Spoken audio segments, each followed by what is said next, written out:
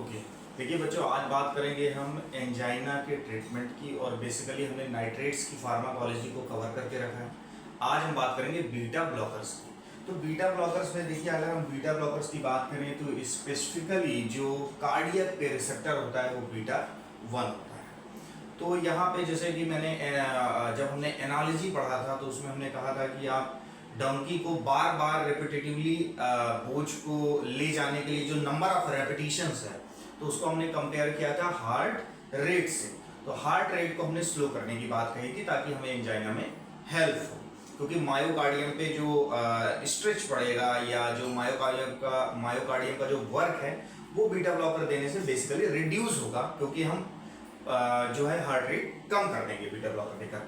तो बेसिकली देखिए, ये बहुत ही सिंपल है। पहले तो मैं बता दूं ये बहुत ही आसान है, लेकिन किस तरीके से बीटा ब्लॉकर स्लाइटली एंजाइना में प्रॉब्लमेटिक होते हैं वो भी मैं आपको बताऊंगा। तो बेसिकली देखिए, हमने बीटा ब्लॉकर दिया। अब हमको पता है कि हार्ट पे हमारा जो है वेल डेकोरेटेड कौन सा रिसेप्टर है, बीटा 1। बीटा 1 किसका एग्जांपल है, जीपीसीआर का, और एड्रेनालाइन साइक्लिक जीएस प्रोटीन है, और अल्टीमेटली कैल्शियम का रिलीज होता है। तो आप जब बीटा ब्लॉकर दे देंगे तो क्या कैल्शियम का रिलीज होगा? अल्टीमेटली नहीं होगा। Calcium continuous contraction and conduction के लिए रिस्पॉन्सिबल है। तो जब continuous contraction and conduction beta blocker देने से इनहिबिट होंगे तब हम वहां पर बोलेंगे कि ये बीटा ब्लॉकर्स एक तरीके से नेगेटिव क्रोनोट्रॉपिक एजेंट है। क्रोनोट्रॉपिक मींस हार्ट रेट को कम कर रहा है। नेगेटिव ड्रोमोट्रॉपिक है मींस कंडक्शन को कम कर रहा है। Negative inotropic means heart rate को कम कर रहा है, राइट। तो यहां पे कॉन्ट्रैक्शन की बात, ये कॉन्ट्रैक्शन क्या है, नेगेटिव आयनोट्रॉपिक मींस कॉन्ट्रैक्शन को कम कर रहा है। तो बेसिकली यहां पे देखिए दो चीजें हैं। जब आपने बोला कि बीटा ब्लॉकर क्या करता है, डायरेक्ट हार्ट रेट को कम कर रहा है, आप किस तरीके से उसकी मैकेनिज्म को कोट करेंगे। तो जब बीटा ब्लॉकर हार्ट रेट को कम कर रहा है तो उससे बात ये हुई कि हार्ट रेट स्लो हो रही है। अब जब हार्ट रेट स्लो हो रही है तो हार्ट रेट में होता क्या है, सिस्टोल एंड डायस्टोल। तो सिस्टोल और डायस्टोल क्या लॉन्गर टाइम के लिए हो रहे हैं। स्लो होना मतलब कोई चीज का देर तक होना, आप इससे कोरिलेट कर सकते हो। तो जब ये चीज हार्ट रेट स्लो हुई तो आपको वेंट्रिकल के एक्सपेंशन और कॉन्ट्रैक्शन का टाइम भी ज्यादा मिला। तो जो एक्सपेंशन का टाइम ज्यादा मिला, किसका, हमको एक्सपैंड होने का, किसके, वेंट्रिकल को। चूंकि हार्ट रेट स्लो हुई तो more time to expand ventricle. Ventricle को एक्सपेंशन, चूंकि एक्सपेंशन भी धीरे धीरे होगा, तो जब एक्सपेंशन धीरे धीरे होगा then we can say the more and more blood जो है उस समय वेंट्रिकल पे क्या हो रहा होगा, फिल हो रहा होगा। तो फिल हो रहा होगा तो इसलिए हम बोलेंगे कि इसके देने से इनडायरेक्टली क्या होगा, एंड डायस्टोलिक वॉल्यूम बढ़ा, प्रीलोड बढ़ा। अगर डायग्राम से इसको समझें तो इस तरीके से आपका ये वेंट्रिकल है, और मैंने कहा चूंकि हार्ट रेट क्या हो गई, स्लो। ये जो एक्सपैंड कर रहा है ये स्लोली कर रहा है, धीरे धीरे एक्सपैंड कर रहा है, लेकिन कंटिन्यूअस फीलिंग तो चल ही रही है। तो जब धीरे धीरे ये एक्सपैंड करेगा तो फीलिंग प्रॉपरली अच्छे से होगी, और जो फीलिंग वॉल्यूम है at the end of maximum diastole जो वॉल्यूम है उसी को हम क्या बोलते हैं, ईडीवी। तो क्या ये नहीं कोरिलेट कर सकते कि हार्ट रेट अगर स्लो होगी तो एंड डायस्टोलिक वॉल्यूम बढ़ेगा? बिल्कुल कर सकते हैं। प्रीलोड बढ़ेगा। तो क्या बच्चों एंजाइना के केस में प्रीलोड का बढ़ना, एंड डायस्टोलिक वॉल्यूम का बढ़ना, क्या ये फेवरेबल कंडीशन है? नहीं है। जो हमने पढ़ा उसमें बिल्कुल नहीं है। तो इसको किस तरीके से कंट्रोल करें, क्योंकि एक तो आपका हेल्पफुल है कि हार्ट रेट स्लो हो गई, इट मींस उसका जो रेपिटेशन मींस वर्किंग है मायोकार्डियम की, वो आपने क्या कर दी, रिड्यूस कर दी। उसके पास वैसे भी पावर इतनी नहीं थी, उसकी वर्किंग रिड्यूस कर दी, लेकिन उससे जो इफेक्ट आया कि ईडीवी धीरे धीरे बढ़ रहा है, उसको अगर आप क्या करें, beta blockers given with nitrates, 2 nitrates को जब आप देते हैं तो आप साथ में क्या प्रिस्क्राइब करेंगे, बीटा और नाइट्रेट्स को प्रिस्क्राइब। तो नाइट्रेट्स क्या करेगा, नाइट्रेट्स ऑलरेडी हमने फार्माकोलॉजी में पढ़ा कि वीनो डायलेटेशन करके किसके रिटर्न को कम करता है, वीनस रिटर्न। वीनस रिटर्न कम होगा तो क्या कम होगा, एंड डायस्टोलिक वॉल्यूम, और एंड डायस्टोलिक वॉल्यूम को ही हम क्या बोलते हैं, प्रीलोड। तो प्रीलोड जब कम हुआ तो it means it will be more helpful. ये प्रीलोड को बढ़ा रहा है बीटा ब्लॉकर, जबकि नाइट्रेट्स क्या कर रहे हैं, प्रीलोड को कम कर रहे हैं।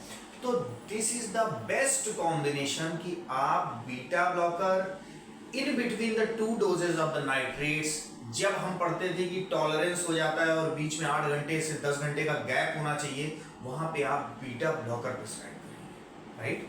तो इस तरीके से इनका ये ब्यूटीफुल कॉन्सेप्ट है। तो ये बात समझ में आ गई।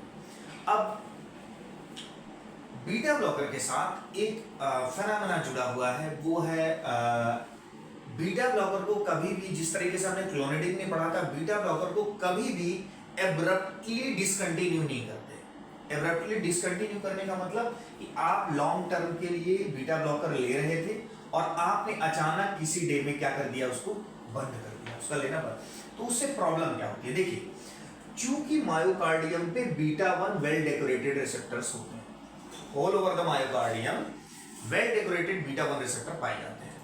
आप कंटिन्यूअस क्या ले रहे थे, बीटा ब्लॉकर, मींस आपने इस रिसेप्टर को क्या करके रखा था, ब्लॉक करके रखा था।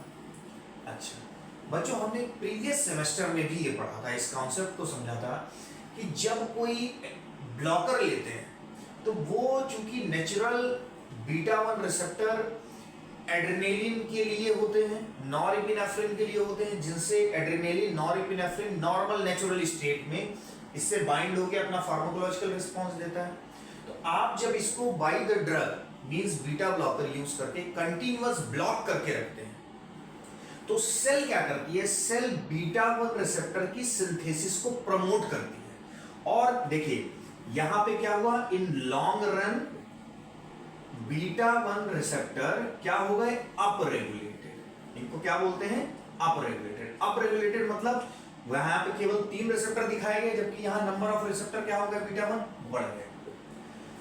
तो हुआ क्या, आप जब कंटिन्यूअस बीटा 1 ब्लॉकर लेते रहते हैं तो उसके सरफेस पे रिसेप्टर का अप रेगुलेशन होता है, बीटा 1 रिसेप्टर का। और जब बीटा 1 रिसेप्टर का अप रेगुलेशन होता है, मान लीजिए लॉन्ग टर्म पे, लॉन्ग रन पे कुछ समय बाद आपने बीटा 1 ब्लॉकर को एब्रप्टली बंद कर दिया। तो जब आप एब्रप्टली बंद कर देंगे बीटा 1 ब्लॉकर, तो क्या अब ये रिसेप्टर को कोई ब्लॉक कर रहा है, नहीं कर रहा है। और चूंकि पहले के कंपैरिजन में नंबर ऑफ रिसेप्टर भी टाइम के साथ बहुत ज्यादा बढ़ गए हैं, तो अब जो नेचुरल एड्रेनालिन या नॉरएपिनेफ्रिन या नॉरएपिनेफ्रिन आएगा, वो पूरा का पूरा इस पे बाइंड होगा। और जब पूरा का पूरा इस पे बाइंड होगा, that will lead to the more powerful contraction. तो क्या कॉन्ट्रैक्शन को इंक्रीज करना एंजाइना के लिए फेवरेबल है, नहीं, क्योंकि एंजाइना में मायोकार्डियम खुद क्या पड़ी है, वीक पड़ी है, बराबर है। तो इस तरीके से बीटा 1 ब्लॉकर को आप कभी भी कंटिन्यूअस मतलब एब्रप्टली डिसकंटिन्यू नहीं करेंगे। तो ये एक बराबर एक ये कॉन्सेप्ट हो गया। दूसरी बात, मतलब अगर आप एब्रप्टली अगर इसको डिसकंटिन्यू करते हैं तो अल्टीमेटली आपका एकदम से क्या हो जाएगा, हार्ट रेट बहुत ज्यादा बढ़ जाएगी, क्योंकि बीटा 1 पे सारा ये आके बाइंड कर जाएगा, तो हार्ट रेट बहुत ज्यादा बढ़ जाएगी, and that is not favourable situation for the angina patient. तो एक ये बात समझ में आ गई। तो आई थिंक ये सारी बातें यहाँ पे बीटा ब्लॉकर की कवर हो गई हैं।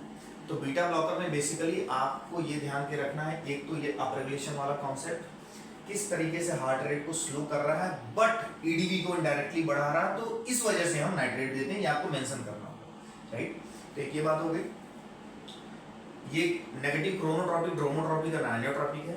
इन the next session we will discuss the concept of side effect and the contraindication of beta blockers, क्योंकि ये भी बहुत इंपॉर्टेंट है और कई बार आपके एग्जामिनेशन में पूछा गया है। So this was all about the pharmacology of beta blockers related to angina. Thank you very much.